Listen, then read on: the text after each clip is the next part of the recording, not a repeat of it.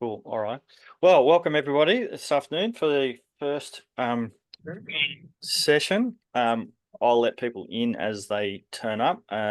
We've got the recording going for this for those people who aren't able to attend, and we'll record each of the sessions as well as provide a summary document for you to peruse each time as well. I'd like just to introduce myself as Glen Chapman. I probably haven't met many of you. This sort of program set up by the co-op as a precursor to some face-to-face workshops that were looked at. The co-op's looking at running early next year. So more of the sit down and be practical. They'll be hopefully regionally based around the country.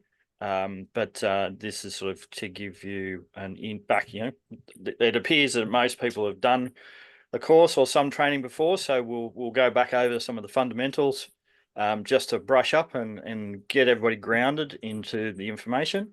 I'll be covering off a grazing component, and each session will split between grazing and financial, and Bernard will do the financial stuff. There'll be one or two sessions later in December where it'll be all grazing or all finance, depending on some timings between my availability and Bernard's availability. So welcome everybody, and I'll hand over to Bernard to kick off, introduce himself, and we'll get started. Yeah. Okay. Well, thanks, Glenn. Yeah. Well, it's good morning from over here. And it's good afternoon, at least to Brian, I think. Okay. Yeah. So as Glenn's already mentioned, this is a joint session for the next 4 to 5 weeks. I will run through an overview of the sort of the 5-week course. Just before we get going, I'll do an introduction to myself in a minute to give you a little bit more of a background. But like, perhaps we just go around the room. There's only 6 of us on the call. I'm not sure if Todd or Dom can actually hear us and respond. But please just let us know where you're from, and then just pass it on to the next person. So maybe Brian, just want to share where you're from.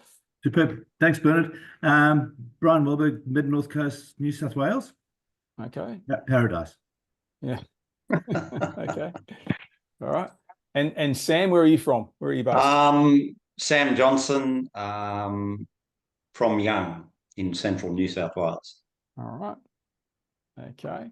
And what about you, Clint?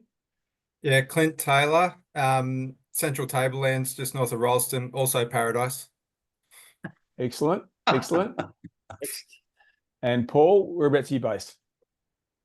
I'm in Dungowan, which is about 50 k's east of Tamworth. Okay, so we've got a few people. And can Todd and Dom, can you hear us and can you respond? Yeah, I can hear you. It's Todd here. Okay, hey Todd, how you going? Good. I'm at Dunkeld in Victoria. Excellent. And Dom, can you hear us? Yeah, I can. And sorry, it's about the video. I for some reason I have to change my settings to make it work, and which would involve me shutting the computer down and everything. So, bear with me without a video from the Southern Tablelands in New South Wales. Excellent. Okay, so we've got a few people. All right, from all over the place. Excellent. Good to see. All right, so well, I'm the outlier here because I'm coming from Perth and I'm in WA. So I'm coming from Wajak Noongar Budja, based over here in Perth, WA. So welcome to the call. And yeah, so the way these sessions are going to structure is I'm going to go first, and I'm going to run through about 45 to 55 minutes on different elements of financial profit planning. And then I'll have to disappear, but I'll be handing over to Glen, who will be then taking you through the fundamentals of planned grazing. Just to give you a little bit of background about myself, I worked for over 25 years as a scientist and a medical researcher, and I left that field of research, about 6 years ago, and I specialize in leadership development and coaching. And I became a holistic management educator a couple of years ago now, because I'm just really, really committed to improving people's health using regenerative practices, and I consider holistic management a really important element of that. Growing food without use of chemicals, and I'm really keen to make a real difference in that space. And I see holistic management as a great vehicle in which to do that. My wife and I, we are urban farmers, and we're busily trying to regenerate our small area of land that we've got here in Perth. And one of our goals is to bring holistic management to the urban and peri-urban markets in particular, because we see that as a real opportunity to really make a big difference in terms of influence, and particularly in the political space, getting politicians on board if we've got more people who understand about holistic management and the principles of that. And, you know, our goal is to really have a big impact on national ecology and national health. And so that's sort of my reasons for getting involved in the holistic management sort of pathway. All right, so having said that, I will share my screen and we'll get going. Okay.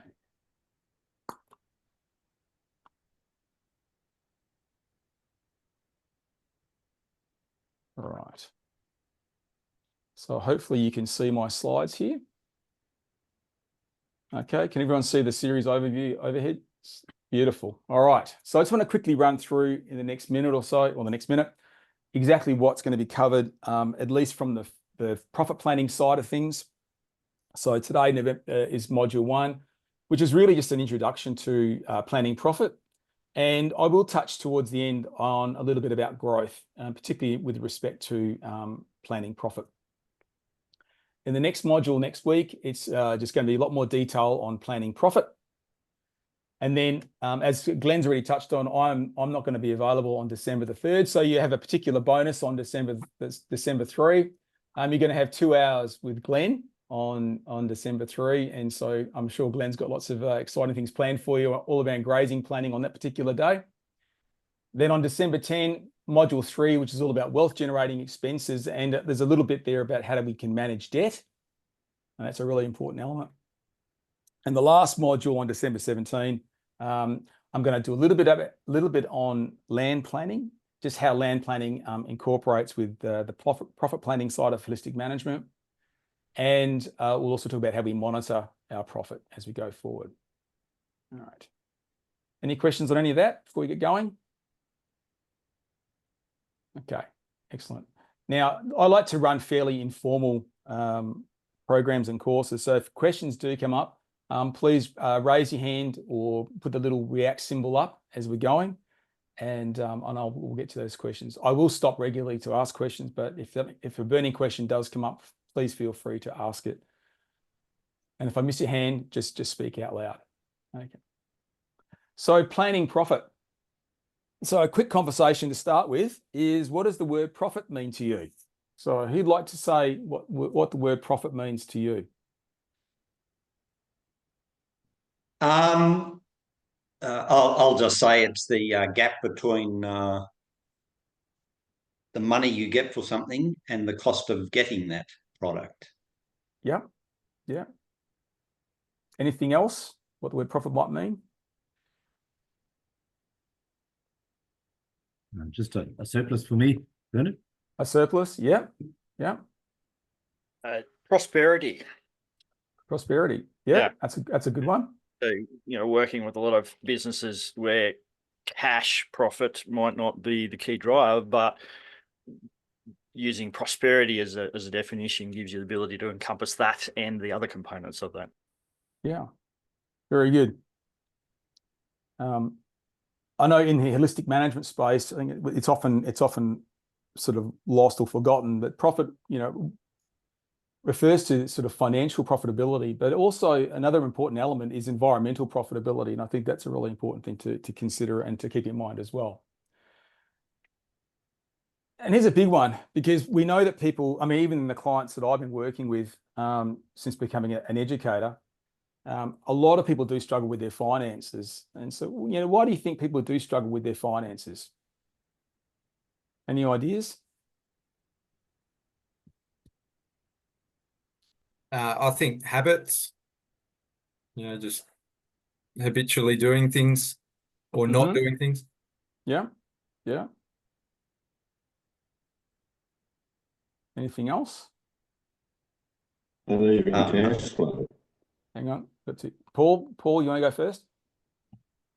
Uneven cash flow. Yeah, and Having uneven the very cash flow. Yeah. Anything else? Constantly in flux. Constantly in flux. Yeah. Big one that I notice is particularly with people that are struggling more, there's often a lot less money in the account than they'd like it to be. And therefore they'd rather not know. It's like the camel burying their head in the sand. If I don't know, I don't have to worry about it. So they choose to be, I don't know if ignorant is the right word, but certainly not keep themselves, sort of closely in touch with their financial situation. And we will touch that in the fourth module, all around monitoring. Some people also get hung up on the word profit. What's another word that we could use instead of profit? Well, surplus. Yep, surplus is a good one. That's my favorite. Brian's already mentioned that as well. Any other words that we could use instead? Possibly reward. Reward, yep. Or just income. Sorry, Paul, didn't quite catch that.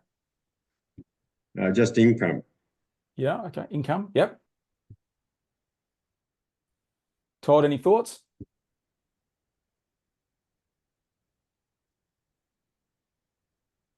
I think Todd went, didn't he? Put something in the chat.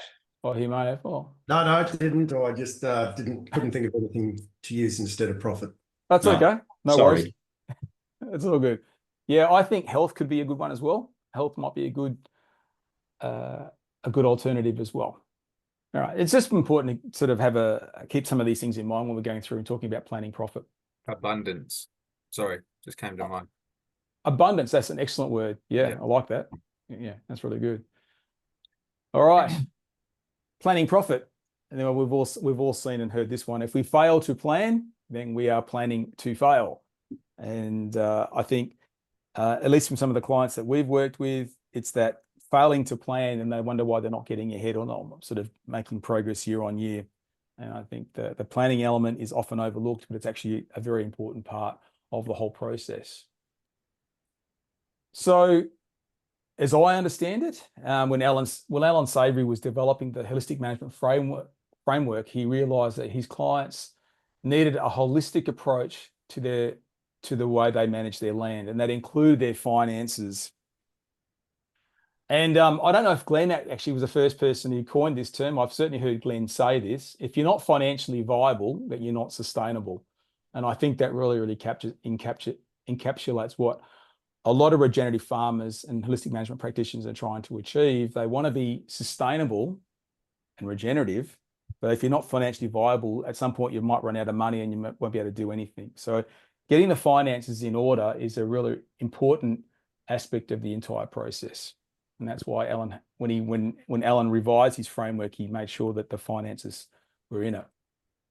So unlike traditional financial planning, in the profit planning, we plan the profit first.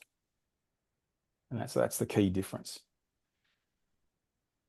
So to generate lasting wealth, the goal, both financially and environmental profit. That's our goal from this process. But we're not going to be talking so much about the environmental profit in this series of talks, but that's the sort of the end point of where we're trying to get to. So our financial consideration must be factored into our decision-making for long-term sustainability. And there's two governing principles. The first one I've already touched on, we plan profit before we plan our expenses. And two, we make sure that everything that we do is in context and aligned with our holistic context.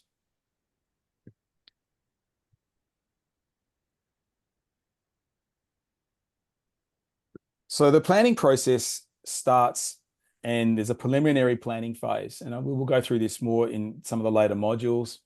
We want to begin our planning process months before the start of the financial year. If you run from the financial year, you want to start this process sort of a couple of months before the start of the financial year. If you run calendar year, you want to do the last couple of months of the calendar year. We want to be dedicating a whole day or a weekend to sort of complete this process. And in my experience, it might even take a bit longer than this. We want to start by reviewing our last year's expenses and our incomes. We want to record how much and when they will occur, so we have an idea of when our income will come in and when our expenses will come in. We want to be planning for any decreases or increases. So inflation, are things going to be cheaper? They're going to be more expensive? And just on that point there, increases and decreases, in my experience, things just tend to go up and they come in earlier. And if anything goes down, our income tends to go down or comes in a lot later than we expect. We want to be looking at all the enterprises that we're running in our business. Are they all profitable? And we use our gross profit analysis to do that. And I will run through the gross profit analysis in a couple of slides towards the end of today's session. Do we need to make any changes? Do we need to create some new enterprises, get rid of some enterprises, and so forth? And we use the gross profit analysis to make some of those decisions. Are there any factors that affect our business as a whole? For example, one thing that we've noticed is that husband and wives often aren't on the same page. And that can be a real problem in terms of the overall running of the business. So we want to be looking at all these factors that could be affecting the business as a whole, and then, assigning some decisions to address those factors. Have we diversified our risk enough? Have we got enough enterprises in our business? It's not a simple case of necessarily having more enterprises, because having more enterprises also increases the complexity of our business. If we're already time poor, additional enterprises can make us even more time poor. So that may not necessarily be the solution, but we certainly need to look at, have we diversified our risks? Any questions on anything about the preliminary planning to this stage? I'm hoping most of it's fairly much a revision for most of you. All right, I just want to spend a moment talking about the psychology of planning. This is straight out of Alan Savory's textbook, where we have our income shown here in the grey bars, and we have the expenses shown here in the stippled bars. And I'm sure we can all relate to this, is that when we first start out in life, we start earning a certain amount of money, often when it's not very much money. And what we find is that we pretty much spend all the money we earn because we don't earn a lot of money. This might be the situation as we first come out of high school, sort of with our first job, or maybe coming out of university with our first job. And after a year or two, maybe a bit longer, we suddenly get a promotion, we get a new job, and we're earning a lot more money. And what we find is over time is that we gradually start to spend more of that extra money that we've earned. So, for example, we might have had a really crappy old car. At the start, we get a pay rise or a new job, and suddenly there's a bit more money. So, you know what, this is a great opportunity to upgrade my car. And we spend money on a new car, and before we know it, we've pretty much spent all the additional money that we've earned through the new job, and so on and so forth. Each time we get more money from a new job or a new enterprise, we find that over time, our expenses rise in accordance with how much money we're earning. It's our nature. Our expenses will rise commensurately with our income. So as we earn more money, we will spend more money. Whoops. So quite simply, we spend more as we earn more. And unless we actually are actively trying to put a cap or a limit on our expenses, we'll always end up spending exactly what we've earned. And in some cases, we could even spend more than what we've earned. So without planning, we will fall into this trap of actually not getting ahead and building a profit or building a surplus into our business planning. Any questions on that? Okay. So who can tell me, how do we calculate profit? What's the normal way that we calculate profit?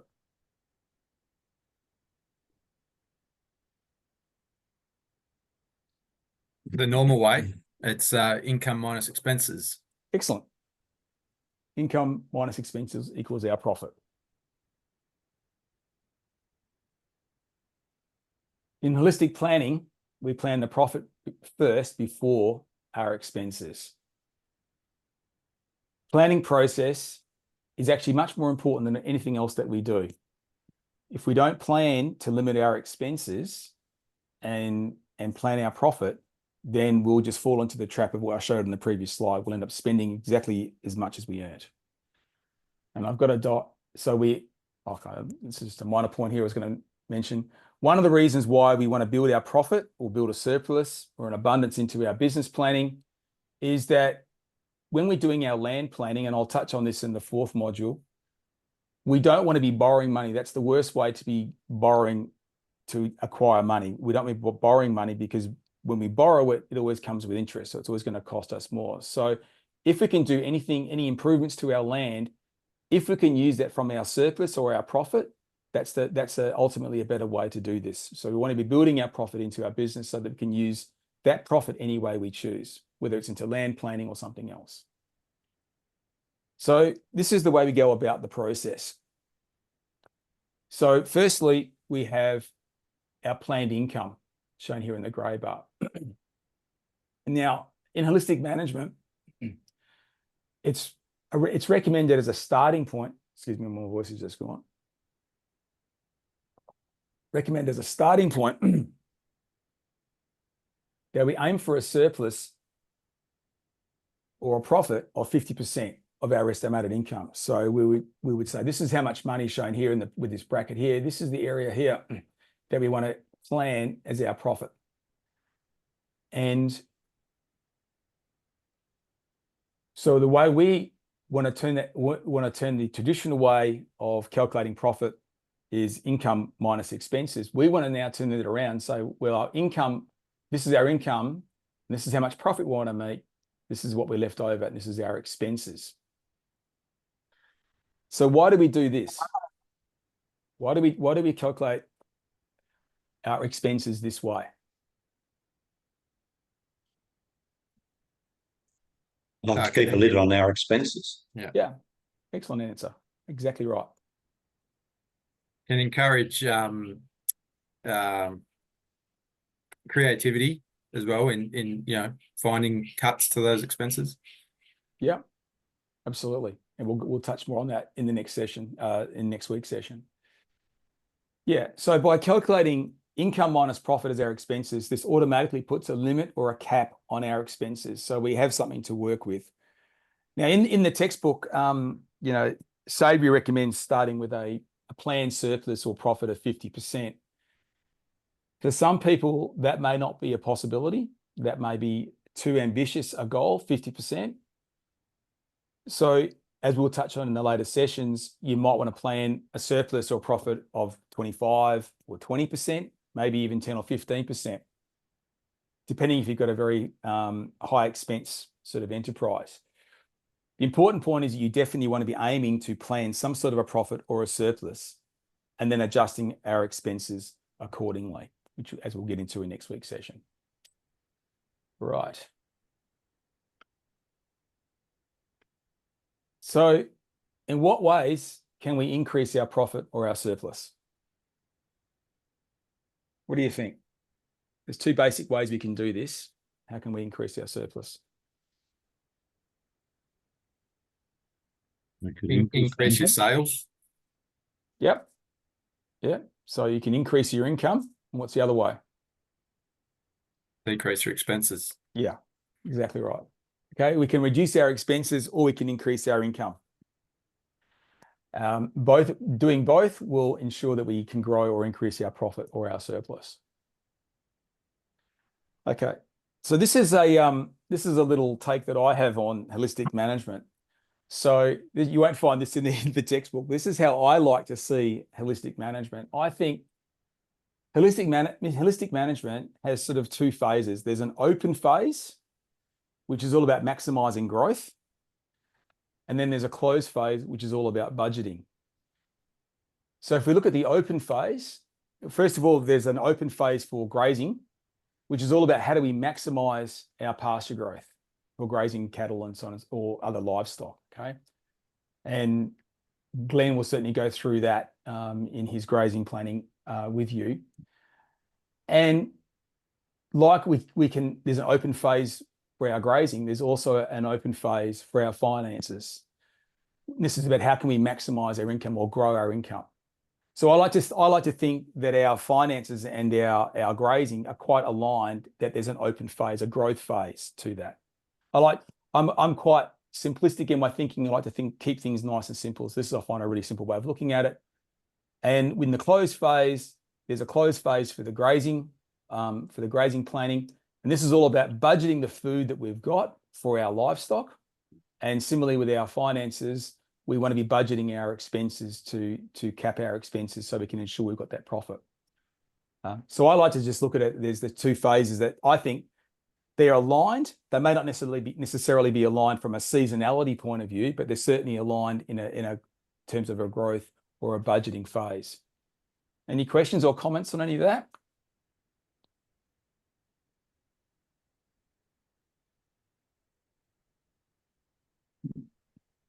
No? Okay. Right. So what I should say is, for the rest of today's presentation, I'm just going to be talking about how we can grow or maximize our income. We won't be worrying about budgeting of our income until a later session. So we're just going to be focusing on the financial growth side of things. All right. So, question: in what ways can we increase our income base? What are some of the ways that we can start to increase our income? Increase livestock numbers if we're grazing livestock. Yeah. Yeah. What else? Produce more product. So is that increase more product to sell? That's correct, yes. Yep. Okay. Excellent. Yeah. What else? What other ways can we increase our income base? Value add the product. Value add. That's an excellent one. Yeah. What else?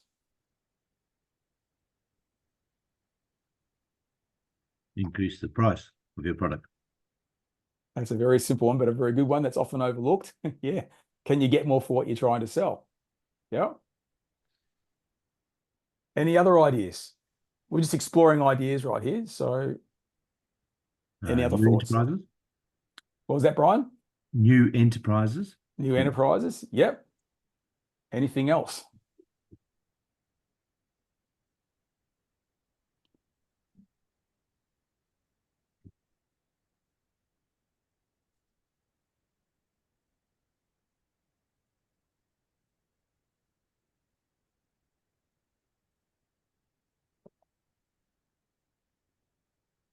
Other takers? Any other ideas?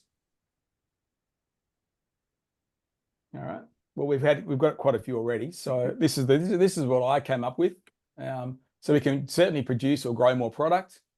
We can increase our price or for our products or our service, so we can certainly charge more for it. We could develop new markets for our products that we're trying to sell. As Brian mentioned, we can create new enterprises. And we could, if we had them, we could sell some assets, for example. That's a very limited one. I certainly wouldn't necessarily rush to that one, because once you've sold an asset, it's gone. You can't do it ever again. But it's certainly, if you were desperate, you definitely needed to grow some income, you could consider selling assets if that was in your goal. Anything else? We had value added from Todd. Any other ideas? Just throwing them out there.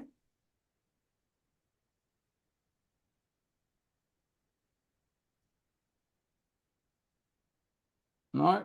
Could you suggest partnerships, Bernard? What was that, Brian? Could we suggest partnerships? What do you mean by partnerships?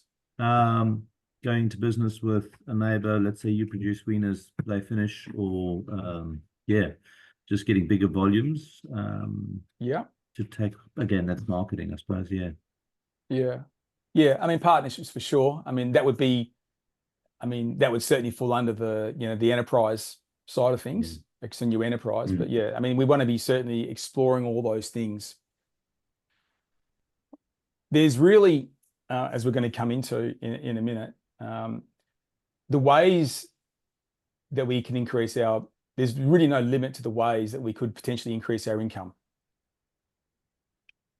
And just for the next minute or next couple of minutes, I'm just going to go through the brainstorming process that's described in the ebook. So I have sent this morning the ebook to you all, the fundamentals of holistic financial planning, though we're calling it profit planning. So I think it's on page, between pages 24 and 26 of this ebook. It covers a process called brainstorming, and I'm just going to go through the process very quickly to summarize it, which is all about, how you could use friends and colleagues to really grow your enterprises and brainstorm new ideas for your business. Right. Before I get into that, the same process of brainstorming can also be used to decide how you want to cut expenses as well. But today we're just going to focus on how you might use it for creating new ideas for new enterprises. All right, revision question. What are the six management tools that we can use? And Brian, you can't answer this one right now.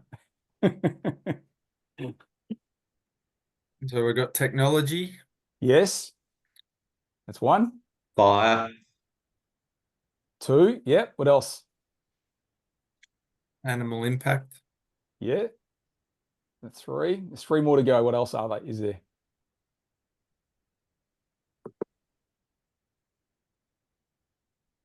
Rest. Rest. Excellent. And there's two more. Grazing. That's different. Is that? Well, that's a part of the animal impact side of things. Yeah. Labour. Labour. Yeah. Money and labour. That's the fifth one. What's the last one? Lucky last.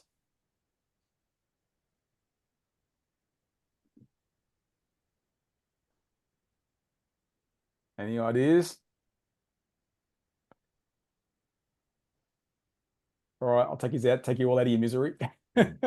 Human creativity is the last one. All right. Okay. Question: why do we have two subgroups here? So why are human creativity and money and labor sort of on the outside, and we group the ones on the middle: technology, fire, rest, and living organisms in the middle? So why do we have those sort of two subgroups? Is it because almost every management action needs at least one of human creativity and or money and labor? Excellent. Yeah. Fantastic. Good answer. Yeah. Exactly right. We always need money and labor or human creativity when we apply any other tool in holistic management. And the reason why I've shared this is because the human creativity side is actually very important and it's often underutilized. And the reason why I brought this up here, because when we're going into a brainstorming space, we really want to be as creative as possible. And I just wanted to just touch this to sort of link, how these things all link together. So creativity is really important. And in a brainstorming process, we definitely want to be increasing the amount of creativity where possible. So I just want to run you through the steps involved in the brainstorming. And then, we can ask any questions after this. All right, so there's a number of steps, and this is just what they recommend. This is just the steps summarized from the ebook. It's just giving you an idea of how you might be able to do it. So the first step is you want to get everyone together who has some sort of a vested interest, as well as bringing in some other people who just might be friends or some family members who aren't necessarily so vested in the business. We want to divide the people into groups of at least 5. They recommend 8 to 10 people at a maximum. 5 is a lot, particularly if you had, say, 2 or 3 groups. That means getting 15 odd people together. But it's something to aim for. And for each group, you want to appoint someone who's going to record and take notes. And then what we do is we start the process by having some sort of a competition. We run a competition for, say, 3 minutes or thereabouts. which group can come up with the longest list of a way to solve some sort of a light-hearted problem? So some ideas might be, how many interesting ways might you propose marriage, for example? And, or how, what's an interesting way to get someone really interesting to come to a dinner party you might be hosting, for example? There's any number of ways you can do it. You just got to pick one question.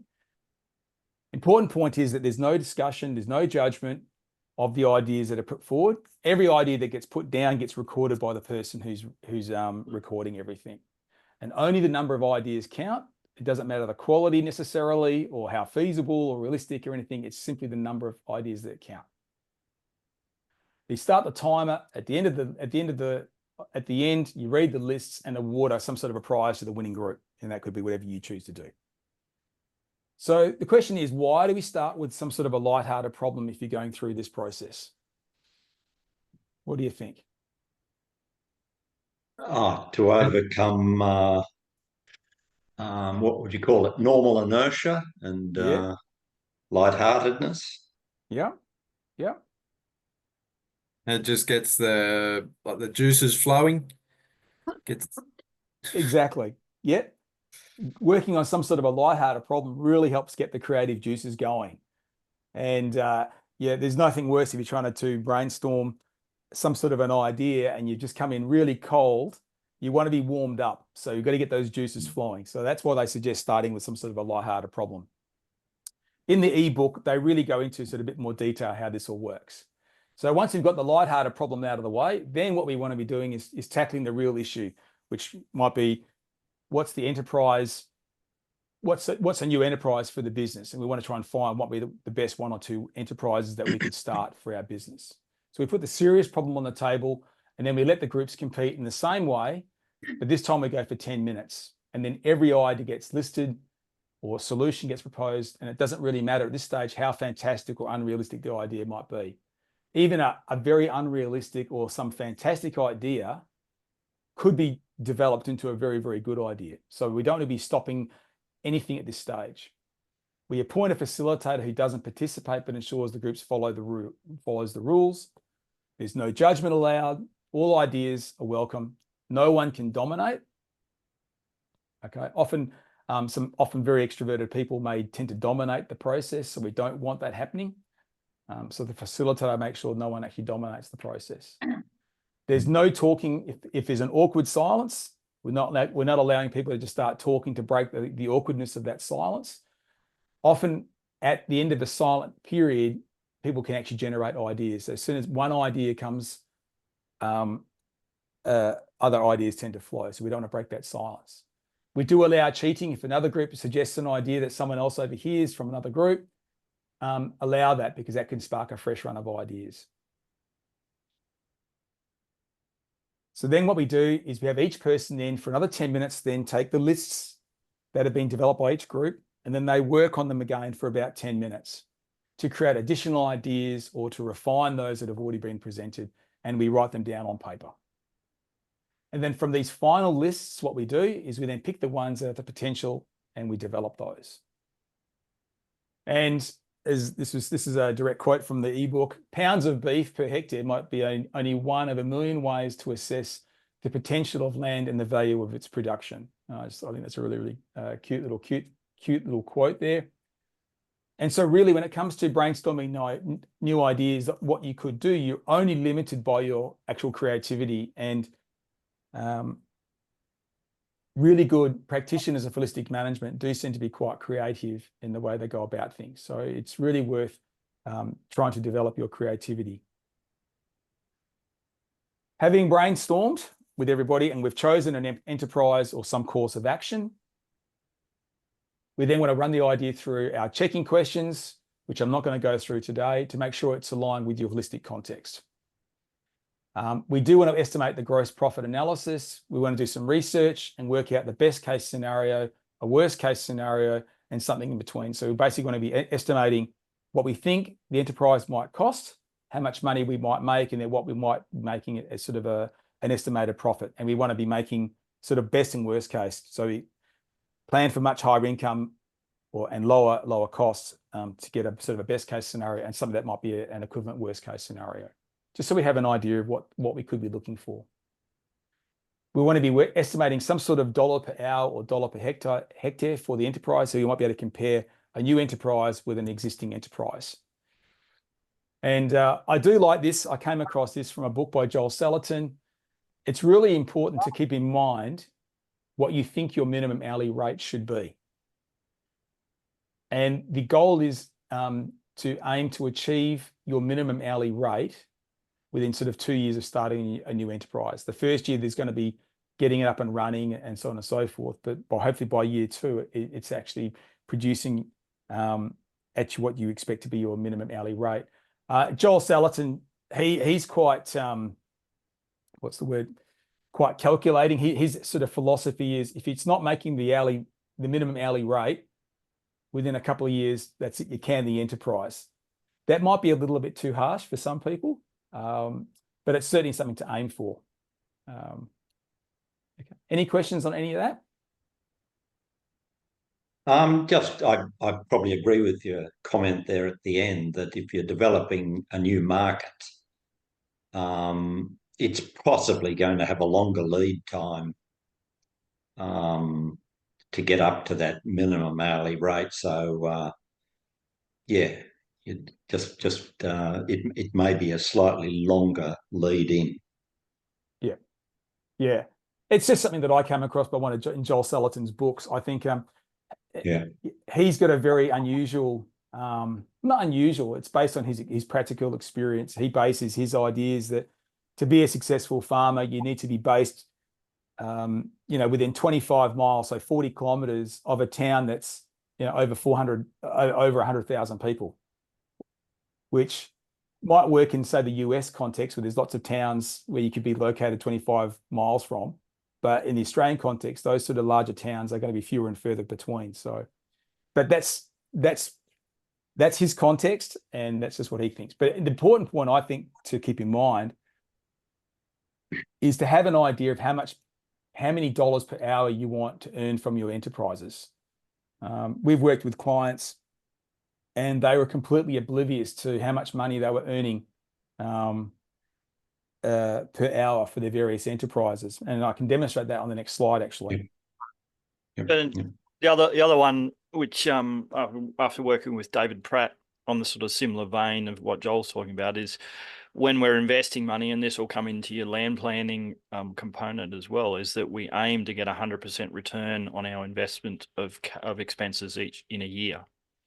Now, that's not necessarily always possible. It might take 2 years, but we should be really judicious in our investment of our money in our business, that it is returning us funds. Because I think, to Sam's point, we justify the length of how long it takes us to set something up, but if we focus on how we can get that return quicker, then we will get to a profit position much quicker than we otherwise would have if we add our own paradigms of length of time. Yeah, absolutely. Yeah, good point. Thank you. So some of this should come up through your gross margin, shouldn't it? It will. I'm about to get into the gross. In comparing enterprises, for instance, or something like that. Yeah, I'm going to review the gross profit analysis in a couple of seconds. But yeah, absolutely. Yep. But yeah, I think the point that Glen's making is you want to be always mindful that you want to be making a return on your investment, no matter what you're doing, and have some sort of a time frame in mind to be making the sort of money that you want to be making out of your enterprise. Yep. Bernard, what stage or where does the cost of production come into the whole thing? Well, that will be in your expenses, which is from budgeting your expenses. So that's, yeah. I just have a question about what triggers this brainstorming activity. At what point in time do you say, "Oh, I need to do that"? Yeah, well, that's going to come down to two questions. Are you making enough money from your business as a whole, your farm as a whole? How do you grow your income? Do you need an additional enterprise or 2 enterprises, for example, to generate more income for your overall business? For example, as a very simple, we got friends who've got farms, and they've decided to put, effectively, Airbnbs on their farm, and so they're now doing Airbnb, for example, right? They had something there, they just redeveloped it for an Airbnb, and that's bringing in, quite a bit of extra money every month. All right. The other thing as well is, have you diversified your risk enough? So if you only have, say, one enterprise on your farm, for example, all your eggs are in one basket, so that may carry a lot of risk. So you may say, look, I need to get at least one or two potentially other enterprises up and running. And the brainstorming process is just a way to go through. If you're stuck on ideas, for example, and you want to generate some really good ideas potentially to run, it's just a way forward. You don't have to do it. It's an exercise you can try. If you can sit there with a partner or a close friend or a family member and develop the other enterprises, that could work too. This is a different way of getting a lot more creativity and potentially generating a lot more ideas into the system. Todd, I think the other thing, Bernard, if I put in, is that Sure. it's a good idea to do a bit of brainstorming around your enterprises every year, because it gets you to ask yourself the questions about what you're doing. So you don't just get stuck in doing the same thing all the time. It doesn't mean you're going to change what you're doing, but it just gets you into that creative process to really think openly about what you're doing and why you're doing it and what else you might be able to do, because you never know, something else might pop up that someone in your team has come across that actually could be an option for you in a different year. Yeah, well said. Thanks, Glenn. Yeah, it's always healthy to revise everything every year, and that's what you do in that sort of very preliminary phase, which we'll go through again in the latter sessions. Oh, why is this not working? There we go. So I just wanted to review the gross profit analysis, because when you are looking at all your enterprises, whether you're reviewing them or you're brainstorming them, you always want to be checking to see how giving an estimate, best case, worst case, and most likely scenario for your gross profit analysis. So it's a tool used in holistic financial management to compare two or more enterprises and their contribution to a business as a whole. So we're actually working with some clients of ours, and they've got a farm business, and this is all the enterprises they're running. They run a sheep enterprise, a cattle enterprise. They have off-farm income. They run a horticulture, agritourism, and they also run a farm shop. They've actually got two more, but it was just getting too complicated for the slide. So I've limited just to the first six. And we actually went through the process of doing a gross profit analysis for them on all their different enterprises. And when they did that, they found that they were making about $140 per hour of time invested for their cattle enterprise, whereas they have another enterprise which was making about $4 an hour, and that was taking hundreds of hours of their time. And when they got the basic numbers for the gross profit analysis, they went, that's it, we're getting rid of everything, just doing cattle. But the point for them was that they hadn't really tried to, they knew how much money each enterprise was making, but they never tried to bring it down to some sort of a unifying factor like dollars per hour. And when they did it in that space, they got a whole new sense of how much their enterprises were earning them. So the gross profit analysis looks at the likely income from each enterprise, and it deducts the money spent to actually earn that income. And so looking at this business here, from their cattle enterprise, how much income were they getting from the cattle? What were the direct costs associated with that cattle enterprise? And they subtracted that, and then they were able to work out a gross profit for their cattle enterprise. Todd, there's a question. To me, it's Clint. So sorry, Clint. Sorry, apologies. That's right. Just to clarify, that's essentially the conventional way of looking at profit. When we're doing this gross profit analysis, it's basically income or income you plan to get minus the expenses that it's going to cost is the gross profit. Yeah, exactly. Yeah. Okay. Yeah. We'll get back to go. Just go. Anything else there? Sorry. No, all good. Okay. Yep. Yeah. Which I'm going to get to in this next slide here. So this is a traditional way of doing sort of a gross oh, it's not gross profit analysis, but what they're doing here on the left is they've got two enterprises, A and B, and what they're doing is they're apportioning some of the overhead costs for the business, and they're saying here in the black bar here, enterprise A has this much apportioned of the overhead expenses, but they're apportioning more of the overhead expenses to enterprise B. And when they subtract the direct expenses from enterprises A away from the income for enterprise A, it left a gross margin of $4,000. But when they took the income from enterprise B, they subtracted the expenses, the direct expenses from enterprise B plus the apportioned overheads. They ended up with a gross margin of,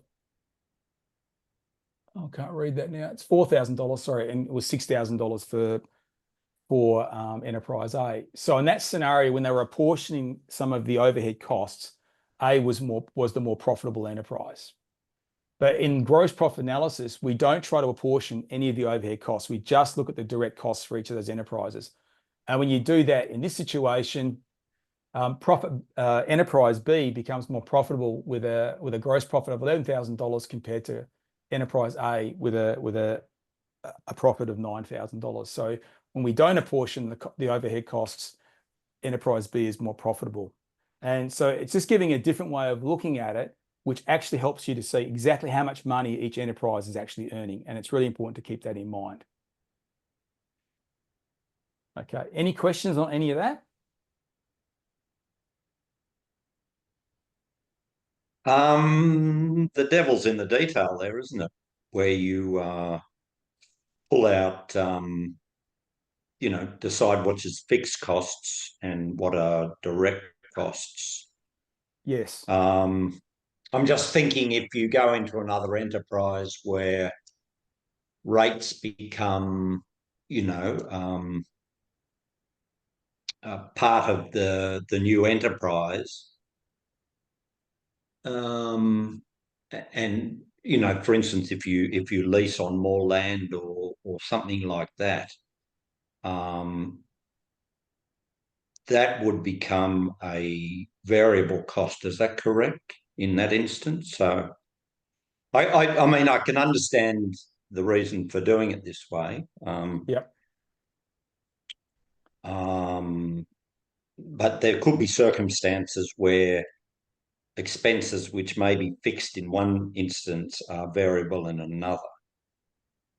Yeah, you're correct. Yes. So using that scenario you mentioned about leasing land, let's say you were going to lease some land to run some cattle or some sheep, then that could be a direct cost for that enterprise. Yeah. Whereas if you've already got your farm, obviously the rates are a fixed cost spread across whatever businesses you put on that land. Is that correct? Yeah. Sam, one of the things that I tend to do, The cost of a gross profit analysis about analyzing enterprises to see where the profitability lies in those. So where you've got enterprises that utilize land and you're trying to compare them, then applying a land use cost, like a lease cost, to all of your enterprises allows you then to have a comparison of their relative efficiency in the use of that land. So it's separating out production business from land business. That's something that we get. A lot of people get tied up, especially they go, oh, well, I'm investing in my land because it's going to be better in the future, but they never actually realize that return. So if we actually apply a lease or adjustment cost or something like that to the enterprise, and that evens out that analysis, because here in this gross profit analysis, it's analyzing. It's not planning profit, it's analyzing performance of these enterprises. Yeah. What about the cost of a shearing shed? You can't use that for cattle or anything, so. Yeah, so that would be a direct expense for that enterprise. Yeah. No, that's a good example. Yeah. I mean, the cautionary thing with when you're trying to apportion overheads is that unless you've got some really, really precise way of allocating or apportioning the overheads, you could get yourself into a bit of trouble. But the real problem is that it actually hides the actual profitability of an enterprise. So if you just leave out the portioning of the overheads, you get a true sense of what the profitability of each enterprise is. Yeah. Any other questions? Any other questions? Okay. No. All right. If you have any other questions that come up between now and next sessions, you're welcome to email me the questions to my email address, bernard@regenerativelleadership.com.au. Happy to take those questions, and then we can introduce those at the start of next week's session. If you have any burning questions, love to hear from you, and certainly love to go over everything again in next week's session. All right, it's just gone at 10 o'clock my time, 1 o'clock Eastern. So I've gone through everything that I wanted to go through today. So timing's worked out quite well. So I have finished there. All right. So I will say goodbye, and I have to leave, but I'll hand over to Glen now. All right. So thank you, everybody, for your attention. It's been great being with you, and look forward to being with you next week as well. Okay. So thank you. Thanks, Bernard. Thanks, Bernard. Thanks, Bernard.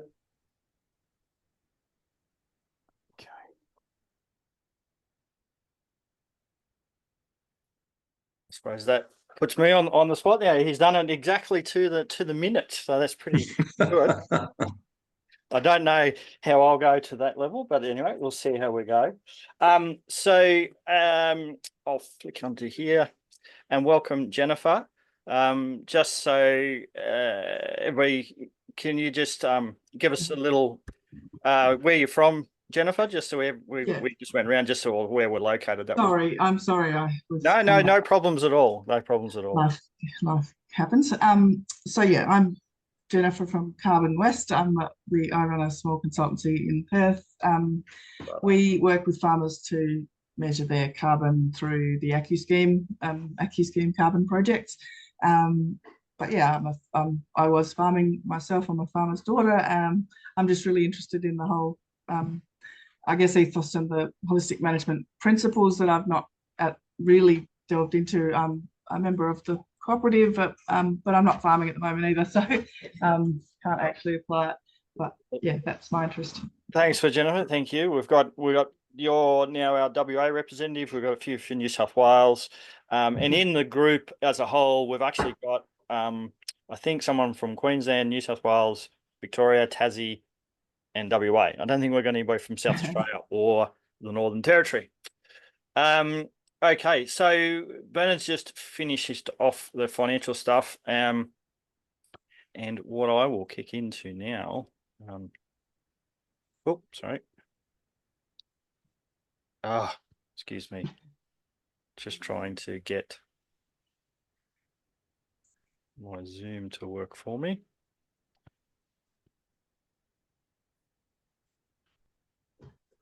I just want to be able to see all you guys.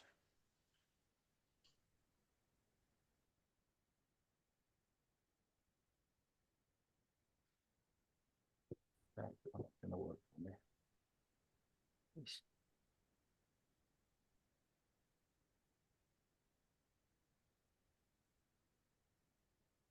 All right, just switching around here so that I can. I've got my dual screens, and it tends to muck me up sometimes.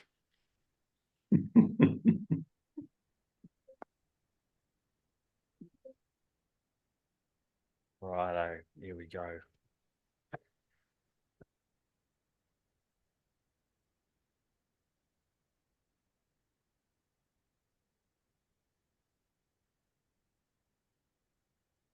All right, so we're going to cover off the planned grazing component. I don't know that I'm quite as set it out as what Bernard did, but over the next few weeks, we'll go through just the fundamentals of planned grazing.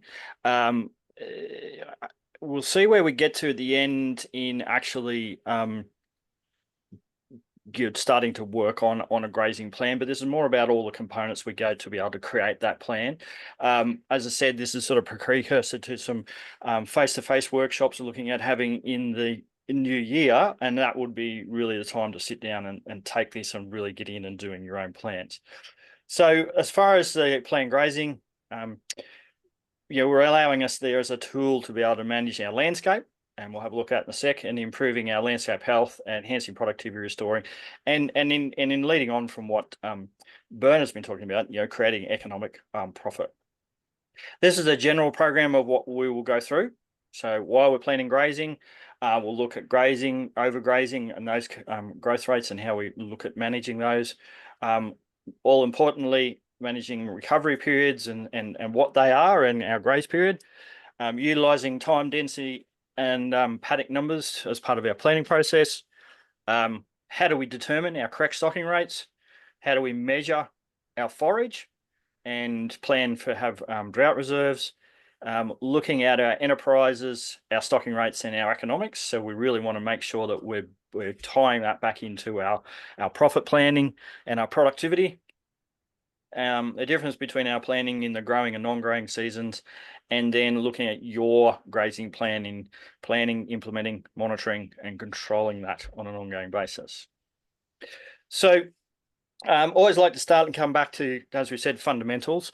And I like Charles Massey's sort of definition around regenerative agriculture that overlays with holistic management very well, and that we are looking at an ecological process that enables to and landscapes to renew themselves, and having that enabling and renewing process is really important. So we're enabling and working with nature. So we want to actually work in concert with it as we go along. So what are we managing? So we just talked about our financial component as part of what we're managing. We also have people.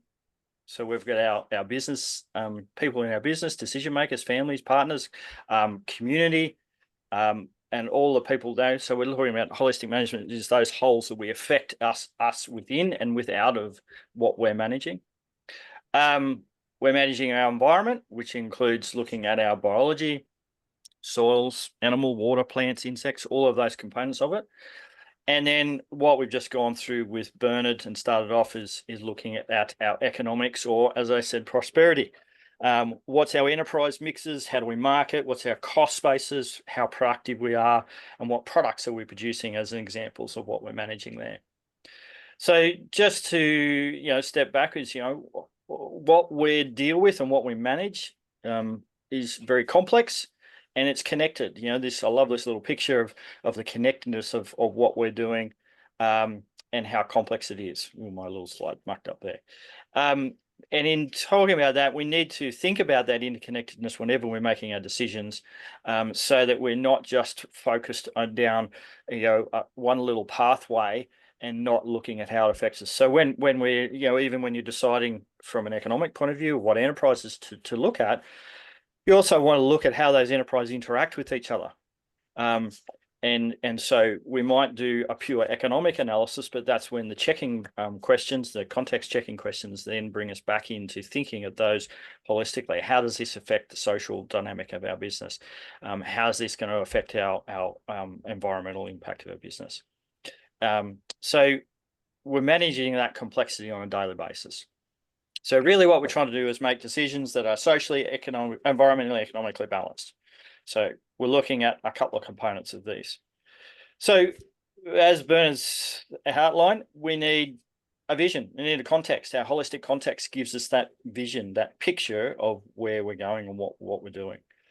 And it creates that future then how we want to look at it. Without that, we really don't have a direction on what we want to do. So creating your own, if you haven't already done it, we need to be able to do that. And to do your financial planning and your financial management, you need that. To do your grazing management, you need it, because we're making those decisions towards that future we're trying to create. So one great way I love to work, and Brian does this with the groups, is creating your own vision board. It's very visual. Most of us are visually orientated, and it gives us a really good starting point to be able to be thinking about that. And then you take that and turn that into some words. So when we're looking at that future, we want to look at what we're actually managing. And these are the 4 ecosystem processes that we're managing on an ongoing basis. this is what underpins everything, and it underpins our profitability and our ability to regenerate our landscape.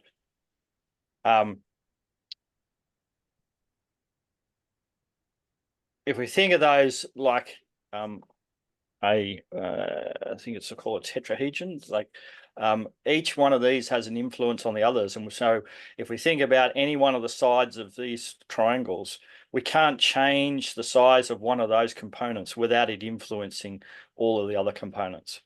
So, if we look at increasing water cycle, then it will ultimately be influencing our ability to have a mineral cycle improving, capture more energy, or increase our community dynamics. And conversely, if we actually diminish any one of those, it will affect the others. So if we actually, stop something, so one of the key ones that really gets dominated within agriculture industries is our community dynamics. If we go towards more of a traditional pasture management where we're putting in one or two species, then we're reducing our community dynamics, and ultimately that will decrease our ability to capture energy, cycle minerals, and capture water as it comes into the system. So our aim is to improve that and create a bigger shape there for us to be able to capture more stuff. So on each of those, the mineral cycle, the soil's the foundation of that. We want to be able to improve that utilizing our pasture our grazing management. We've got some natural cycles that we're working with as far as carbon and nitrogen, and being key to being able to capture that and convert that into product. They are also stuff that's available to us from the atmosphere on a free basis if we're able to produce an efficient system. So we can manage those through managing the process of photosynthesis, growth, decay, and death and decay. So that's that mineral cycle. That's what we're trying to manage. And what we want to be able to do is manage the left hand of this, where we've got plant growth and that death and decay process back to the soil surface, feeding our soil food web that then ultimately feeds our plant, and continue that around. And we want to minimize the right-hand side where we're losing minerals out of the system. So we lose them through volatility, where oxidization of plants on the soil surface, leaching of chemicals through the soil profile, or even erosion through wind and water coming off that land. Now, we do have some level of minerals that are moving off our landscape from products, and part of a future in our production systems is looking at how we can actually cycle some of that mineral back into our systems to more mimic a natural process that would have happened on our landscapes. So if we're looking at the mineral cycle, that soil surface is key, and thanks, Brian, for your cameo picture here. Looking at that interaction between the plants and the soil surface and what's underneath, and increasing that soil carbon. That increases our ability to infiltrate and retain water. And if we're able to do that, we're able to hold more water in our landscape and be able to produce more grass, more food, and be more productive. This is a great picture from Colin's site here of two adjacent paddocks. And Colin's been working under pasture cropping and rotational grazing for many, many years. And you can see here's on the left-hand side there, where the color of that soil right down through the profile is quite dark. And that's the carbon that's in that soil. And that's going down to 500-600 millimeters of depth from that. Whereas the neighboring paddock, we've got there probably about 150 mils of dark carbon soil, and the rest of it, is just mineral effectively, and very little ability to hold water other than the soil's individual particles. So if we can increase that carbon, we're actually able to capture and store more water. And that's one of the things we're trying to manage with us. So within organic matter in our soil, we've got stable organic humus, we've got decomposing humus, we've got living organisms, and we've got fresh residue. So we might look at the organisms and see worms and things like that in there. We've also got our soil biology and thing in the soil. We've got our fresh residual, which we've got on the top, composting, and that's the stuff we'll physically see. But then as we go down into the soil profile, we've got more organic matter, and this humus is stabilized organic matter. That stuff that stays there for decades, even to centuries, if we are able to maintain it. Well, another part of that ecosystem, our community dynamics or biological diversity. The key of this is a member of one species can't exist in relationship with millions of other organisms. So they're all interacting is really what the key is here. We have lots and lots of species, and each one, like we had in that picture of the complexity of wholes, every little species interacts with others and has its key relationships. For us, from a management point of view, really it comes down to the more species we have in the system, the more stable and resilient it becomes. You know, we get lower impacts from pests and diseases, we get reduced severity of dry periods, and we get quicker responses from, I've put here natural disasters, whether they're actually naturally or we're having a big influence on them. But nature can respond when shocks and chaos happens if we've got more diversity. So if we have a look at this, from a scale here, we've got increasing plant volume and species complexity, as well as below the ground having increased soil depth and biological maturity. On this end, we've got fewer species. We have wide extremes in populations. So this over this end is where we might have plagues of things like locusts and mice and all sorts of things. Extremes happen. So we'll have big population variations. But as we get more complexity, we get more stability. We get smaller population fluctuations. Biological species will go up and down in their populations, but it will be more subtle over longer periods of time as well. So we get more stability. This also gives us more ability to actually have less risk in our business throughout this end, because things aren't changing on a constant basis. And one of those, for example, is the effect of droughts and floods. So if we have this high complexity, we've got decreasing droughts and floods, whereas we want to get away from here. And we'd probably be mostly tending down this end of the graph at the moment, unfortunately. But even in our own environment, we can actually influence and push us through to this complex end of the system.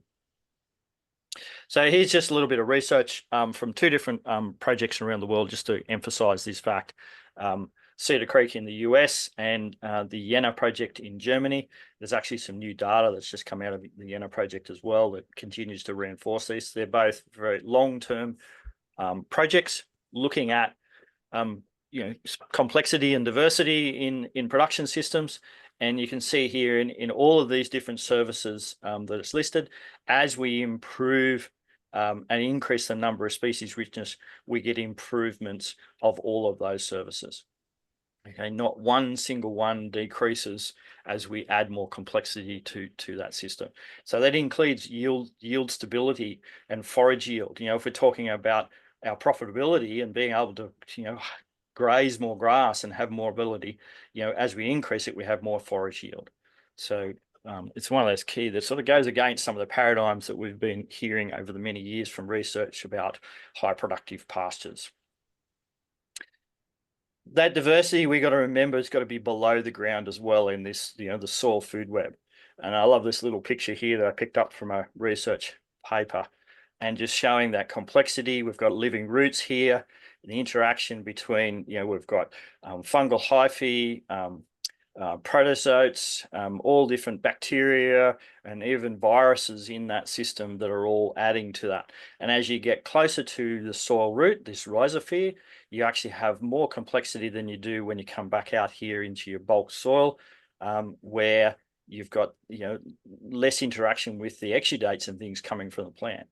The thing you'll note here too, though, is that the plant roots are only in this first sector, but yet this fungal hyphae goes all the way back out into it. And this is one of the key biological organisms that we need to manage in our land, in our soils, to help us produce more and cycle more minerals in the system.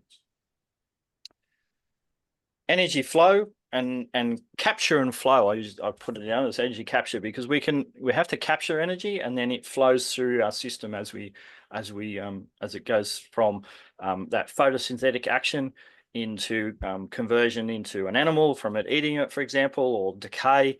And each time it gets converted, we have some loss. So at the first level here, at level 1, we want to be able to capture as much as possible so that it's then available for each of the different levels within that flow process through our system. We want to think about it from above and below the ground. And when we're talking about how to actually, capture more of that, we've got 3 components that we're looking at. Time, and that's the duration of plants growing. So how long is we have green plants photosynthesizing on the landscape?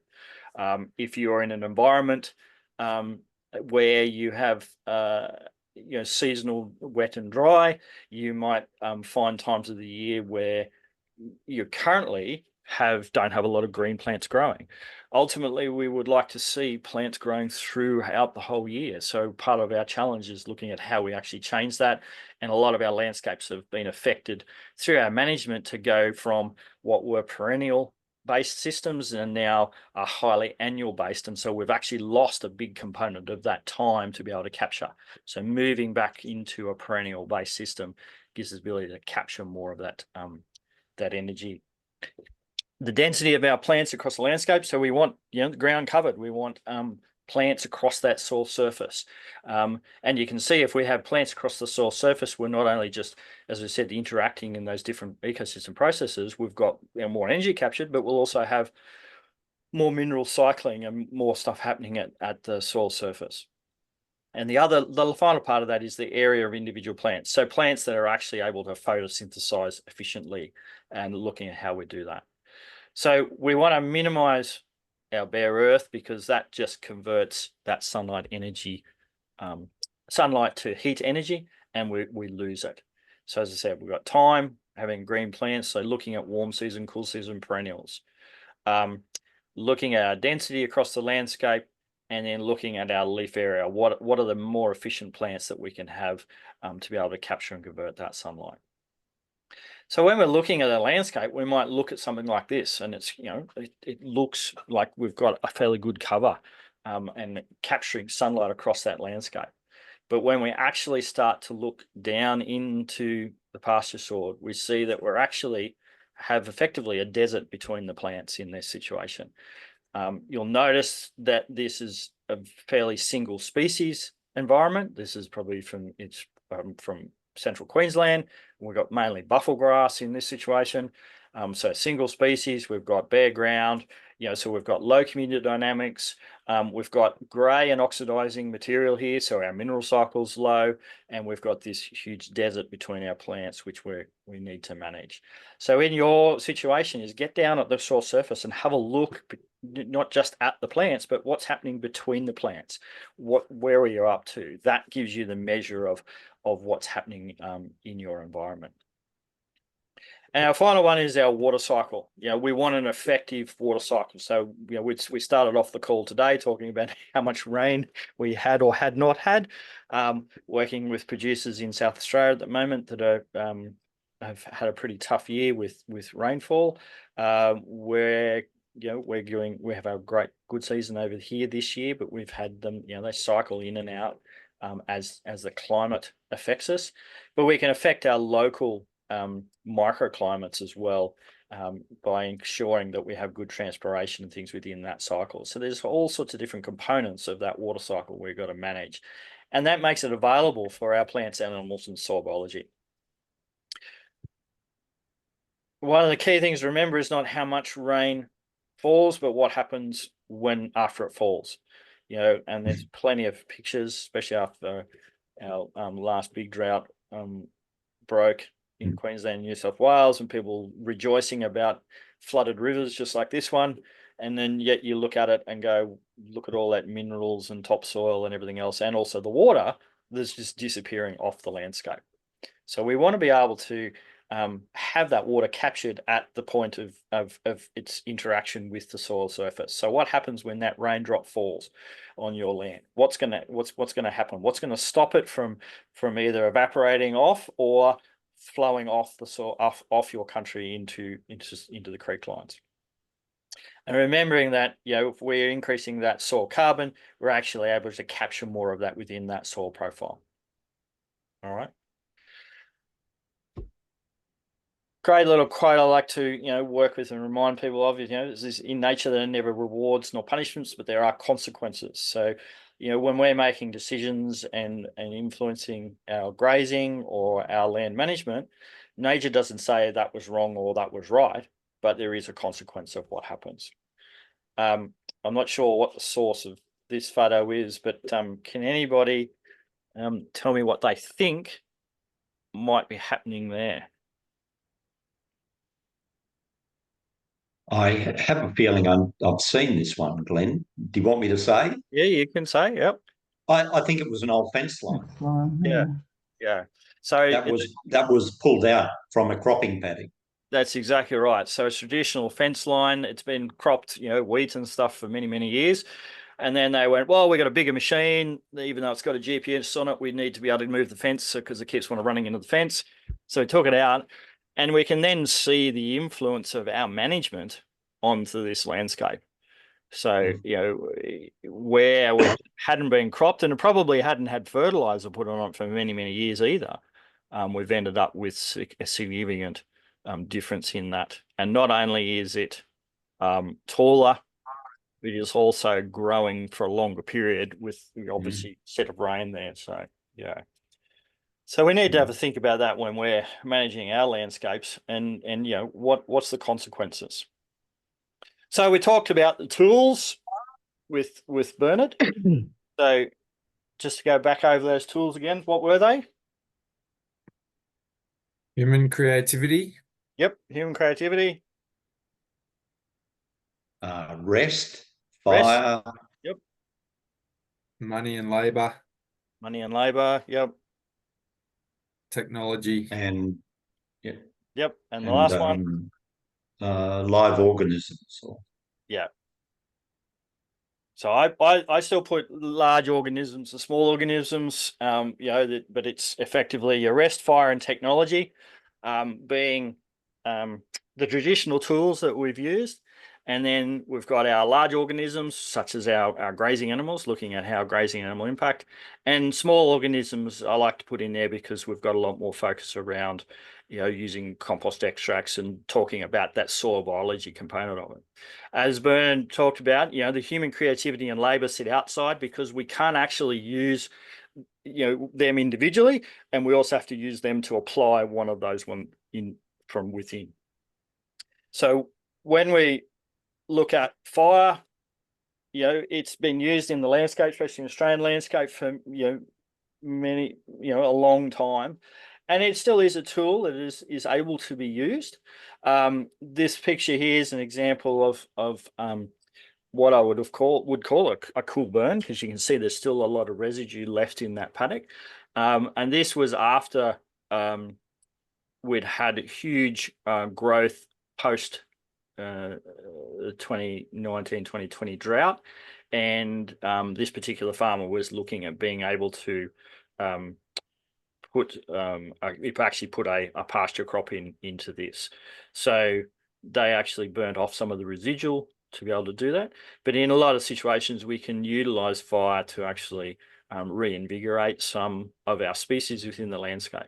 We have to be fairly careful with its use because, if we're utilizing fire, we're losing carbon from that system. We're oxidizing that off in a very fast process. And if it's not done well, we can, the heat of that can affect our biological populations within the soil as well. So it's still a tool that's available. We're looking at utilizing it for the management of fairly thick tussock poa. We've been trying to work with animal impact and various other things, but it's a very slow process. So we're looking at utilizing fire to actually kickstart a transition to more diversity. So we actually have a pasture base that's dominated by large tussocks that would be 50, 60 centimeters tall, and shading out all the other species. So we want to actually look at how we might be able to open that up to provide more space. Technology is usually the tool that we always grab off the shelf. Humans love it. If you listen to a lot of the agricultural commentators, technology is going to save the future industry, bring back young people and do all those sorts of things. But it's not the actual technology itself, it's how we apply it. So the example there of the tractor in the bottom left-hand corner, that's a tractor on Rodale Organic Institute in the US, and they are direct drilling a new crop into a crimped, and it's got a roller crimper on the front. So crimping down, so they keep maintaining 100% ground cover, still able to produce cash crops in that situation. And they've been parallel research of application of regenerative and organic productions next to conventional production for about 35, 40 years. And the regenerative organic outstrips the conventional all the time now. And they're able to utilize technology that allows them to do that. Even us within our grazing management, utilizing technology, we've got electric fence monitors, trough monitors, tank monitors, all those sorts of things, which are some tools that we can do to help us be able to manage the ability to rotate our stock and continue to produce our profit. Small organisms, we've got compost extract, we've got seeds, we can add new seeds to the system. They're a tool that we can utilize to help build diversity. This one here, we've got probably about a 5 or 6 species pasture that's been put in here. And that pasture, it's actually a neighbour of mine, has continued to go on and be quite productive and continue to maintain fairly good diversity. Not what I would particularly do, because I like to have my native species in there as well. But if you direct drill something like that in, we've got some pretty good community dynamics. We've got different root structures. We've got legumes and forbs and grasses and all that sort of stuff there. Compost extracts, if we're utilizing stuff that's multiple species, then we're adding dynamics to that community as we utilize it, and that can help kickstart and boost things along. What we want to talk about with regards to our grazing is our use of our large herbivores and the use of animal impact from those.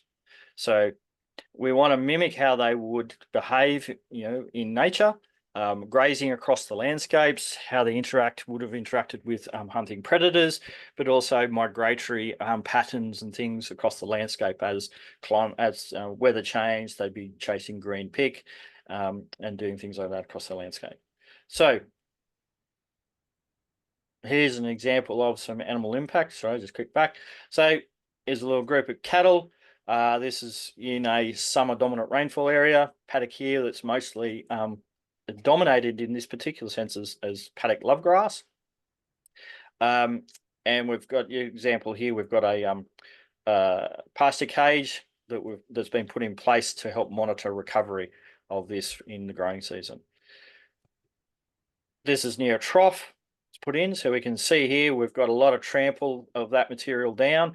A lot of that would have gone, it was in senescence, it's gone to seed, wouldn't necessarily been eaten by the stock or be highly productive, but by using animal impact as a tool, we're able to get that to the soil surface and have it in contact so that we can start to decompose and break down. We can then, as we monitor that going forward, we can start to see, we can actually see it decomposing. We can see new grasses coming through, and we're continuing to cycle. Now you can see also all of that material is still golden in color, so it still has carbohydrates and everything in it, so it's available to be decomposed or be eaten, but hasn't yet oxidized off into the environment. So when we're talking about utilizing animals, there's a few things that we need to look at in some of our thoughts and paradigms and beliefs around our grazing. Overgrazing, it's a key one. That overgrazing is due to too many animals. There's a lot of even legislation and policy in the Australian context that limits the number of animals we can have on land, and has no consideration for how we're managing those animals in the landscape. That severe grazing is bad for plants, and this is a big one that I come across, and we'll look at that in a sec. The difference between severe grazing and overgrazing. This trampling one came up and raised its head again the other day. That hard-hoofed animals are bad for Australians' young, fragile soils. But in actual fact, we can see that it can have, if we manage it, we can actually have a benefit to the environment. And that tool of rest and applying rest restores biodiversity. And as we'll see, it depends on what we call the brittleness scale. So overgrazing is caused by too many animals. So, it comes down to our management of those animals from the landscape. This is an African circumstance, but I've been doing research in our area, Northern Tablelands and New South Wales, and looking at how many actual animals were on our landscape when we started grazing it. And I've got information from station diaries back into the mid to late 1800s, when sheep numbers were increasing across this area, and they were looking at what they could do to control the kangaroo numbers. And these days people will look at kangaroos and see 50 to 100 kangaroos and think that that's a huge number. But what we find from the diaries in this region is that the stations were culling between 20 and 50,000 kangaroos a year off of areas that were probably 40 or 50,000 hectares, but we're still talking huge numbers of animals that were being culled off. And those animals were all grazing native grasses. This was pre-introduction of any fertilizer inputs and things off of landscape. So the landscape was actually able to survive. But the thing is that those animals were probably moving across the landscape from area to area. A lot more predators, dingoes and things, but also moving and free rein across to actually follow around. And if we've got fire being used by First Nations people, then they're also looking at where that green pick is after fire and those sorts of things in the landscape. So it's not the actual number of animals, but it's the time that they're on the land and that's where we come in and manage it. Severe grazing is bad for plants, and severe grazing is not overgrazing. This is one of the things I come across a lot, is people see severely grazed paddocks and look and see them as overgrazed, but there's a very, very distinct difference between that. So we've got plants here in this picture that would be severely grazed. We're nearly down to the crown, but the severe grazing, as long as we're able to allow that plant to recover, then it's the recovery process that's the key to that, not the actual grazing process. So we want to make sure that we're actually able to stop overgrazing, which is then having animals come back and regraze that as that plant starts to regrow, before it's had a chance to replenish all the solar panels that have been taken off in that situation. So you've got a plant that has virtually no solar panels. It can't photosynthesize. So it's reusing all of energy from its root system to regrow. But if we let it do that, it will regrow that and continue to survive. Final one, trampling, damages soil, not the final one, but trampling. So again, this is central Queensland. We can see here we've got a pasture that's early in the growing season. We've had a grazing impact on that, but if we let that recover, we can see that we actually get grass regrowth. So even in areas in the front here where you think that there's actually no plants growing, they all come back and grow. Now, if we have continuous impact, which is what's happening in the foreground here, this is at a cell center around a trough, you can see we actually have a bearing off of the ground. So we need to have a look at how we manage that. But the actual impact, if we give it recovery, the same as that severe grazing impact, recovery becomes the key, and our management of that recovery becomes the key. Resting and applying the tool of rest restores biodiversity. And I saw a beautiful example of this week, and I should have stopped and taken a picture, but I was in a hurry. It's out near Manila, down the road from me, and there was a paddock with a 8-foot chain wire fence around it. It probably would have been about 5 hectares. And in the middle of it is the local radio station's radio tower transmitting the radio station. Now that paddock with that big fence in it has excluded all animals and all management. So no kangaroos can get in there, no animals are being grazed in there. And when you looked at what was outside compared to what was inside, and that is the application of rest in that area, and there was bare ground, There's probably only about 5 species of plants in there, and virtually no grass cover at all, and a lot of oxidizing plants, like you can see in this plant. A lot of grey, and very low mineral cycle. Big rain event, a lot of rain would have run off of it, wouldn't have been captured in that landscape, and just would continue to deteriorate over time. So it was a really classic example. So it was an environment, similar to this one, where we've actually got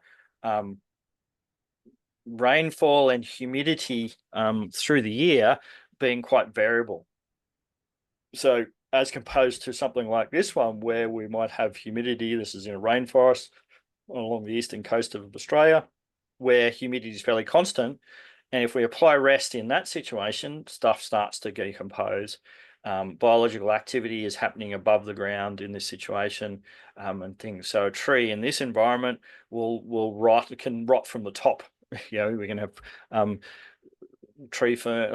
ferns and all sorts of stuff happening up on the tops of trees. Whereas if we go back to this, these trees might stand here for hundreds of years before they fall over, because we've got low biological activity above the surface here. All their biological activity in this situation is either happening below the ground or in the stomachs of animals that are going across this landscape. So if we look at the brittle scale of what that is, we've got on one here, we've got humidity, we've got constant humidity all through the year. So this would be an environment like that rainforest, or through to quite arid and brittle tending environments where we've got very disparate rainfall events. We've got low humidity, and it might be humidity for very short periods of time through the year. So when we look at applying the tool of rest and animal impact as one of those tools, we can see if we're looking at increasing biodiversity in these human environments, if we apply rest, we get increasing diversity. If we go through to our arid environments, we apply more rest in these areas, these brittle tending environments, we actually are decreasing in that biodiversity, which is what I saw in that paddock the other day.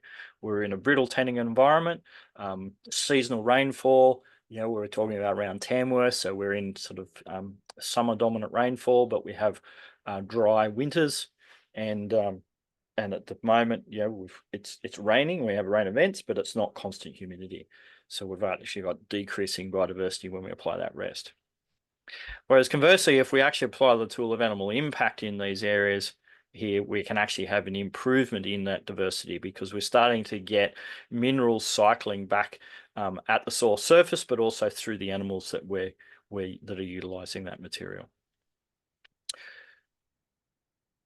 So back to our tools, this is what we've got. Now we're going to start to talk about our grazing and how we manage this so that we can ensure that we're having a positive benefit on those ecosystem processes. So our focus will be on, what are the management factors that we have to look at? So recovery in our graze period.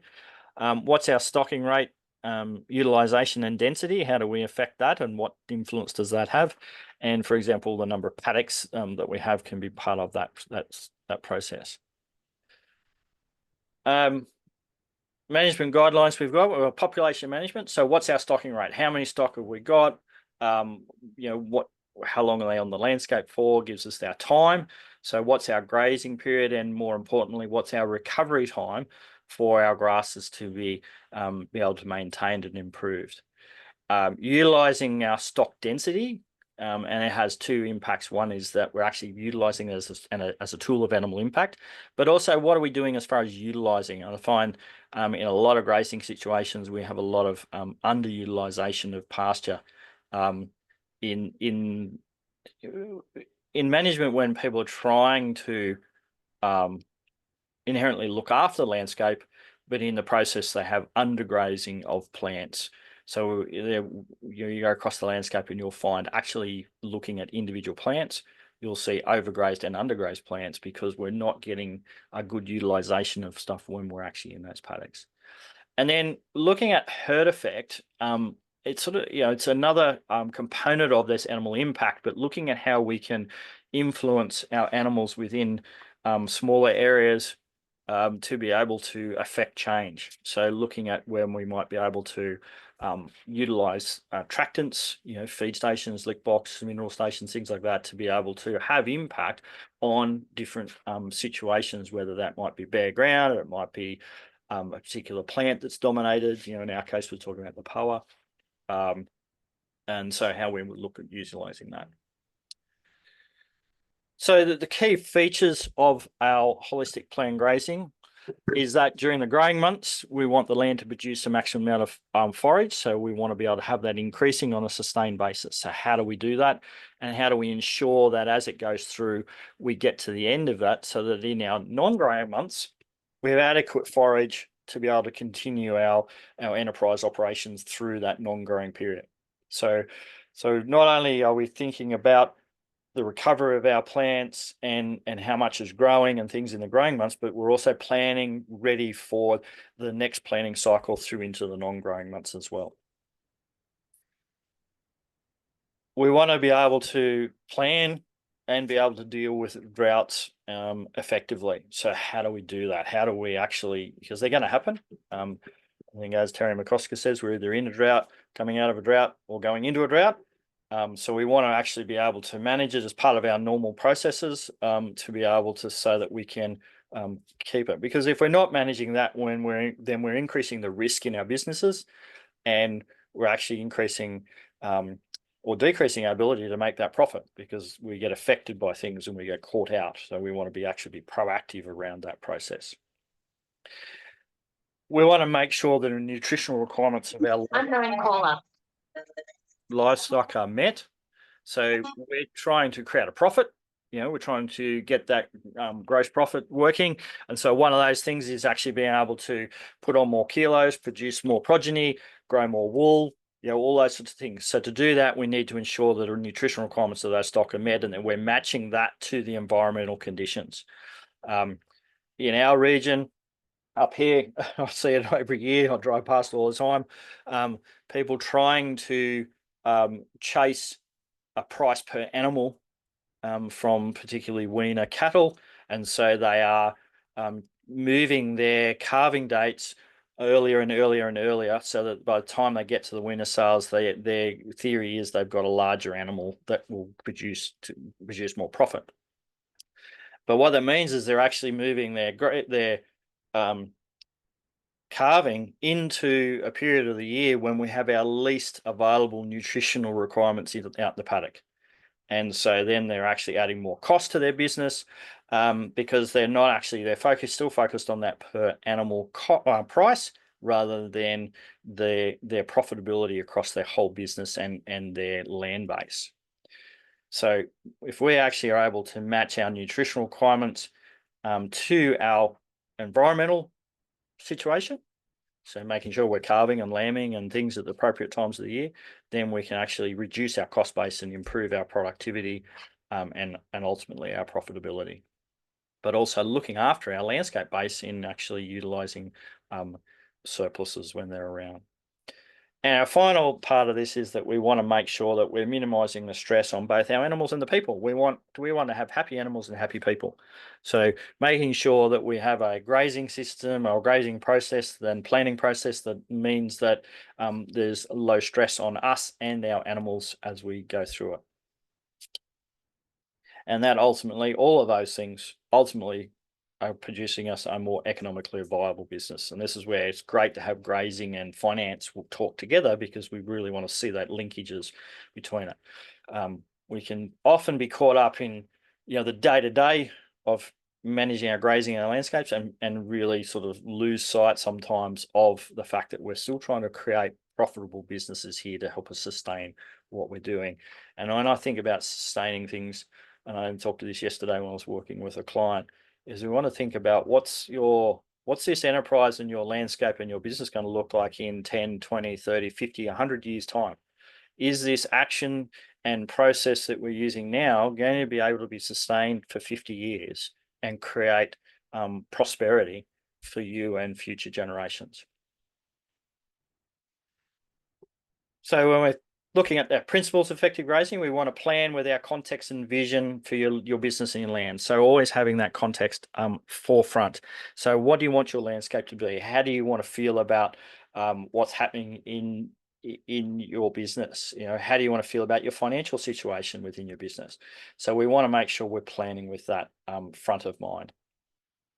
So we create a plan and a grazing that fits you. Your grazing plan, it will be specific to your situation based on your land-based resource that you have, the economic resources that you have, and the time resources that you have available. I see a lot of people getting tied up in, especially when you start getting on the internet and listening to people talking about moving, multiple times a day, or at least daily. That suits some people, it may not suit you. So what we want to do is create a plan that's balancing your ability to manage your landscape towards your context, as well as you as part of that social enterprise in having that happen. And that's, in saying that, I also really like to emphasize that we want effective grazing plans, not perfect grazing plans. Holistic management always part of that process is monitoring. We monitor so that, because as humans, we're always pretty positive. We always think we've made the best decision, but invariably we haven't. And so we want to monitor our application of our grazing to be able to catch ourselves when we're not off, so not on track. So, and then we can replan that process. Now, effective grazing means that, we'll put a plan that's the best we can at the time. Now, it's not necessarily going to be perfect. And I had, situation as an example was, things happen from a family basis. So, we had something happen with our family. I had to go away from the farm for, I think, about 10 to 14 days, at least 10 days. And so perfect grazing would have been, it was right in the middle of grazing season, perfect grazing would have been, well, I've got to move these stock every day or every 2 days. My plan was probably every 2 or 3 days. I was going to be away for 10 days, which meant I wasn't able to move the livestock. So I went, okay, so I'll plan the grazing in these paddocks and open up the paddocks. I knew there was enough grass, I knew there was enough water, all that sort of things. But also then we're able to take that into account next time I come through those paddocks, so that I can have effective grazing and make sure that I'm looking after that. Not perfect, but it's effective. We want to make sure that we're really focusing on recovery of our perennial plants. And it's the perennial plants in the growing season that you're in or going into.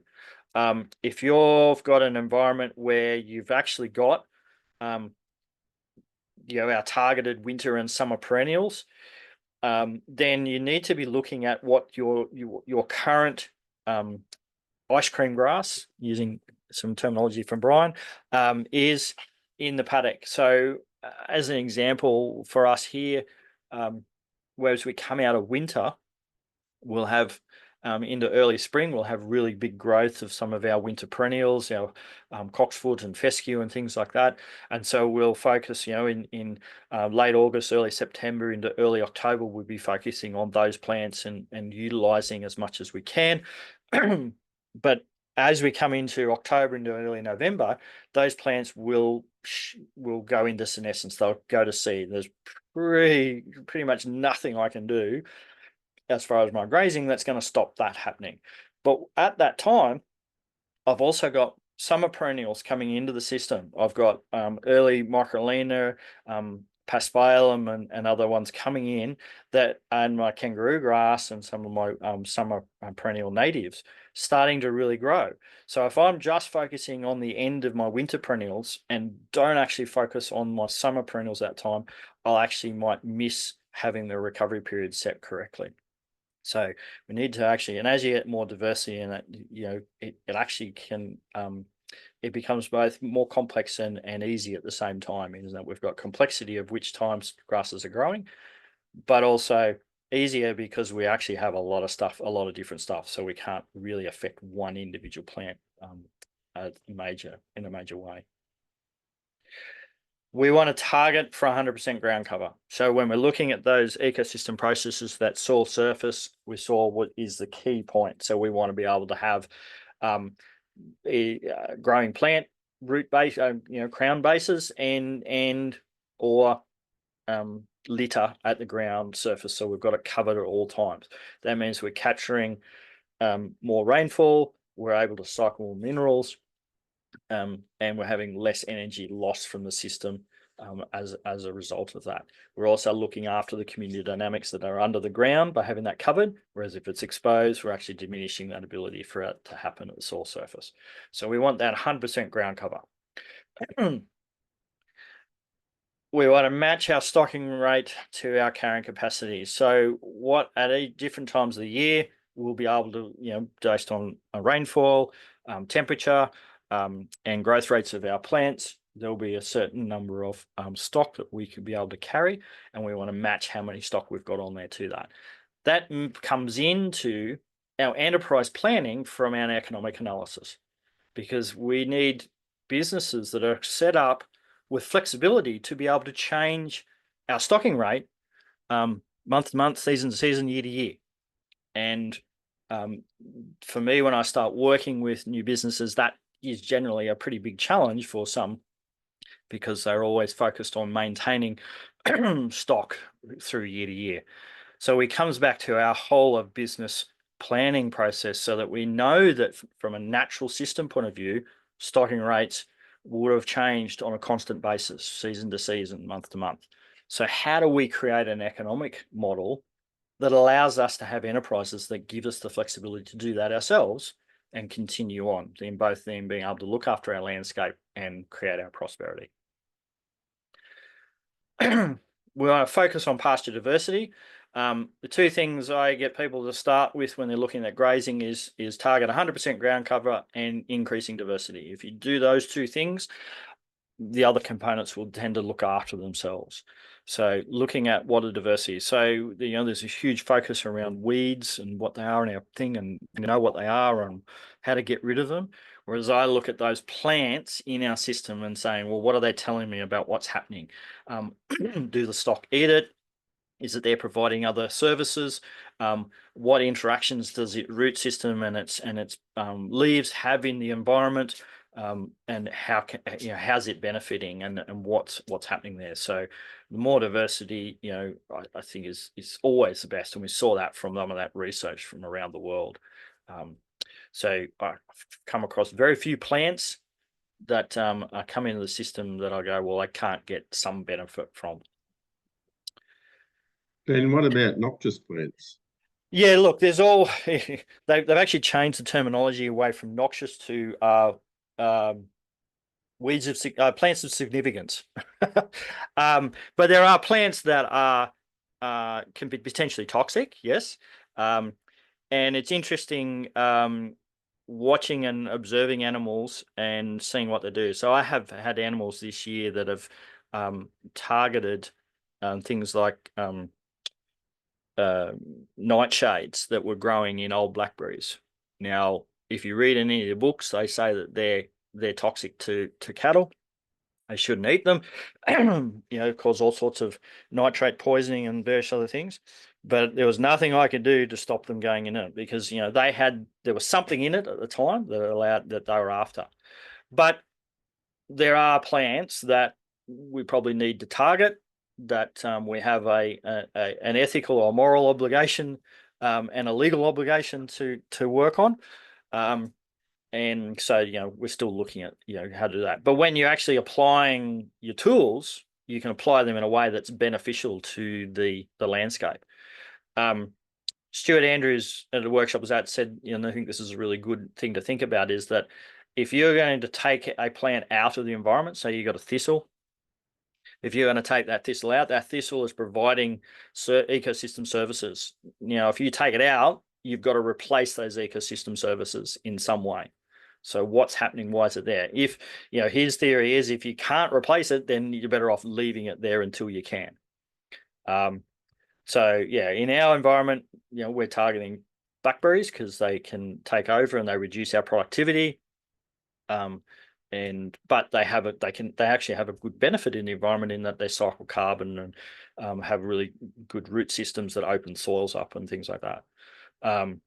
So is there any particular one that you're thinking of that you are dealing with? Yeah, I've got blue heliotrope at the moment. So yeah, we've got that coming up at the moment as well. But you got to look at again of why it's coming up. Like what's the environmental conditions that are allowing it to germinate, and what's it trying to do in your environment? So it's usually a low, it's a low growing plant, covers the ground. So if we want to have any influence on it, this is where we can utilize animal impact and various things to actually change the conditions away from what suits it to what is more beneficial to the plants that we want. Have you, what you got, sheep or cattle? What sort of stock have you got? Both sheep and cattle. Yeah. Yeah. And have you observed them actually eating it?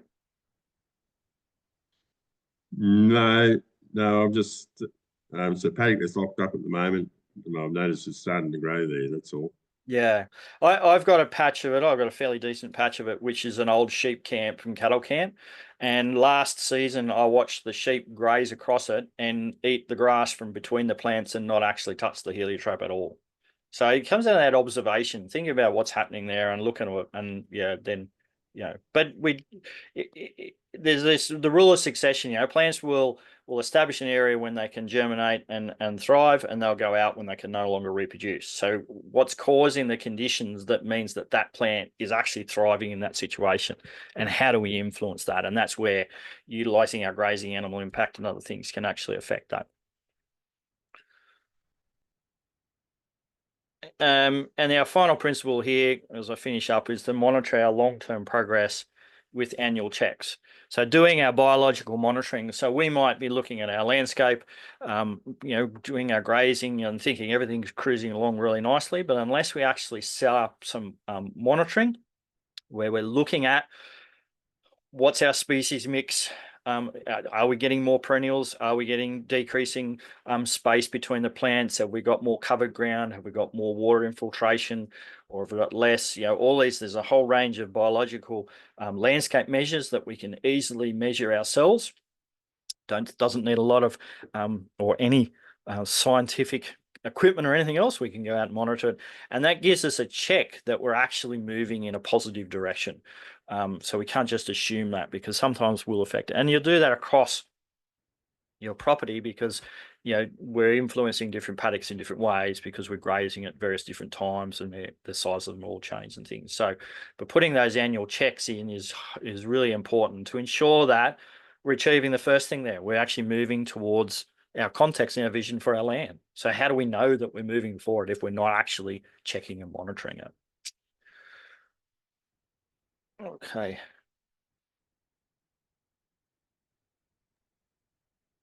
Cool. All right. Well, I will pull up there today. Any questions before we finish up?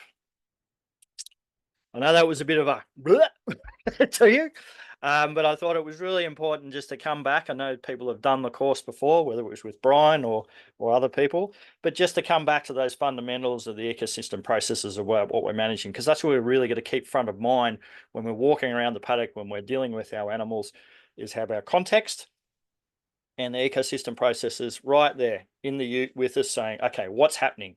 What's happening out in my environment? Is this going in a positive direction? Am I actually performing better? Have I got the prosperity that I want and the profit that I want? What can I do to change that or affect difference in that?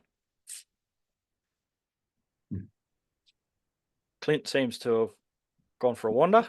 Sam, any final thoughts or questions? Look, it's a good refresher, and I'm very interested in the brittleness scale and the use of grazing to boost biodiversity. I think your little photo there of the land up in the northern tablelands, it's a good. I've always taken it as a good example. If you can find a bit of land that is locked up for whatever reason, and just have that as a test site. Yeah. And that will that gives you a good indication where you are on the brittleness scale, as in, is biodiversity improving with no intervention, or is biodiversity going backwards? And, it's a pretty important lesson that, and I think we often miss it, that we assume grazing's good in all situations. And Yeah. or locking up is good in all Oh, it's good. situations, Yeah, which rest clearly of it's applying. not. Yeah, the assumption is that the paradigm is that applying rest will improve things. Things will get better, full stop. And what we see and we can observe is that that's not actually the case. A good thing I heard the other day too, Sam, which goes along with that, is to go out to your fence line to the roadside or a reserve or something where your management isn't influencing the environment, and have a look at the differences between the two sites. I don't take fence line photos with my neighbours or anything, because I want to help and support them and doing what they're doing, but I look at it for myself. If outside the fence you think looks better than inside the fence, then we probably need to change our management. Because that's an application of it's managed, but it's not managed. But if it actually has more diversity, has better grasses, it has more diversity, then something that we're doing inside is actually having a detrimental effect on that. So we need to make a change. So, Todd, any thoughts or questions? No, I'm just taking it all in. I haven't done one of these courses before, so some of this stuff, it's the first time I've heard it. Cool. All right. Great. Excellent. I'm just digesting it. Well, if you've got any, if you're reflecting on it and you've got any questions, please, reach out and send me an email, and I can send you through some more info or have a chat to you as well. So, Jennifer, any thoughts or questions? No, good refresher again. I have been to lots of different bits and pieces of people talking about it, but I'm often confronted with farmers asking the question, like, with this holistic grazing management particularly, can I go straight into it with the current stock level, or do I need to reduce stocking levels for a period of time before it can function well? So is there I guess that would be good to have some sort of guide on how to answer that. Well, the answer is it depends. Yes and no. Generally that's not the stock numbers necessarily, but how they're being managed in the landscape that's the inhibiting factor. As we said, it's not about numbers, it's about time. So the initial part, and one of the other questions I get is, it's expensive to do this thing because you've got to set up all these paddocks. And I always just start to people with what they've got. I was talking with a producer yesterday that's got 4 paddocks. Okay, well, let's start with 4 paddocks, because we can make an improvement with just 4 paddocks in the existing stock numbers. But you can quickly do an assessment. I was working with a school in Warwick in southern Queensland who have 3 or 4 different types of livestock on 2 different bits of property with the school farm, and they need it for teaching and various other purposes. But when we did a quick analysis of where they were up to, we quickly came to the point that they were actually overstocked. And so we then looked at management, but it's situation dependent. So I can't sort of say the blanket is this.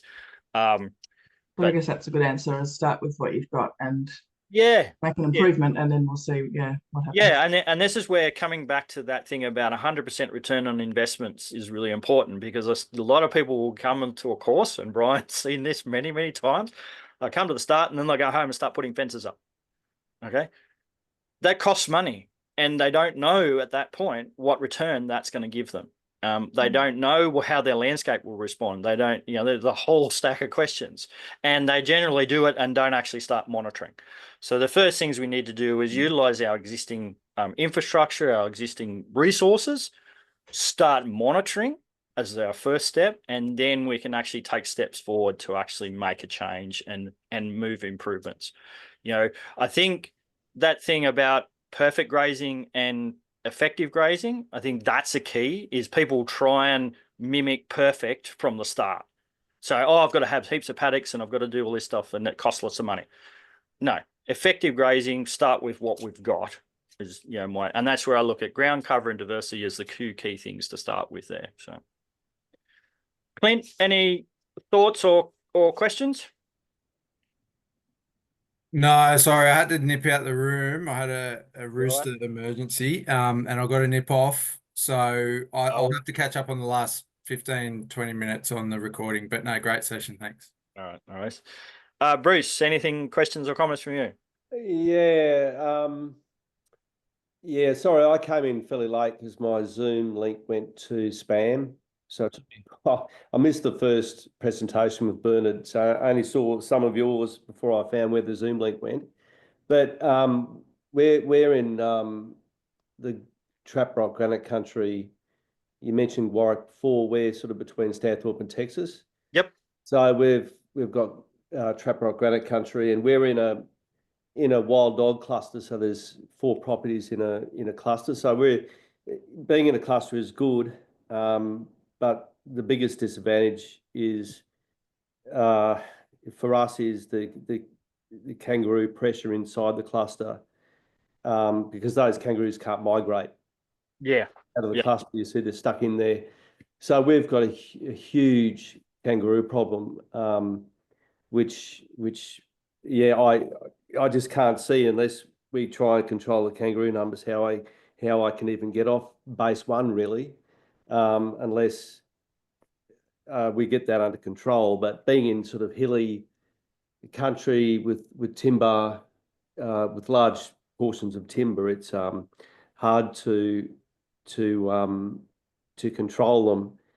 So I'm just not sure what your thoughts are on that sort of situation where we've got huge pressure with kangaroos and nowhere to migrate, and it's becoming a real problem for us. Yeah, and this is this thing where, exclusion fencing, whether it's for kangaroos or wild dogs and stuff, this is where this the holistic concept comes in, is that we've made an effect on change in our whole under management. So you've got a group that's made a decision, and it's had both positive and negative effect on the system that we then have to manage. And we may not have thought of all those before we started. As far as your situation in managing it, the first thing is to really get an assessment on it and look at monitoring your pastures to get an assessment of what the actual impact is. We're dealing with wild goats, kangaroos, deer, and pigs making an impact on our landscape, and we're now looking and saying, okay, what's actually happening? Like, we have a perception of what's happening, but getting out and measuring pasture, monitoring it through those seasons to see what the impact is and what economically that's affecting us on our productivity, how we measure that. Then we can sort of start to brainstorm some ideas of what we might be able to do. And it might be that, you can, because even talking to a friend of mine around Tenterfield, he has an area on his place that's up on a plateau over the edge of a hill, and usually they don't go there, and the cattle are only there for 3 or 4 months during one part of the year, and so the rest of the time there's always kangaroos there. He's been up there fencing and putting in new fences after they had fire last year, and because they are there on a constant basis, the kangaroo pressure has decreased because they're the predator that's pushing the kangaroos away.